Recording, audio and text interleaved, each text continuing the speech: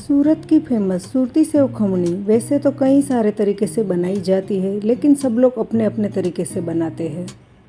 कोई लोग खमन को क्रश करके बनाते हैं, कोई लोग वाटी दाल में से बनाते हैं। लेकिन सूरत की एक मोस्ट फेमस जगह है, वहाँ पर दूर दूर से लोग सेव खमनी खाने के लिए आते हैं और लंबी लाइन लगती है। गर्मा गर्म खमणी के ऊपर बेसन की नायलॉन सेव, अनार के दाने, बारीक कटा फ्रेश हरा धनिया से गार्निश करके सर्व किया जाता है। ब्रेकफास्ट या स्नैक्स में सर्व कर सकते हो। डिलीशियस बनकर तैयार होती है, तो देखिए कैसे बनाया जाता है।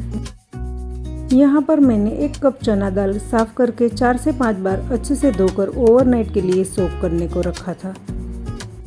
मुझे सुबह में खमणी बनानी थी, तो मैंने रात को सोक करने को रखा था। आप देख सकते हो यहाँ पर दाल अच्छे से सोक हो गई है। दाल को फिर से अच्छे से धोकर एक्स्ट्रा पानी निकाल लेंगे।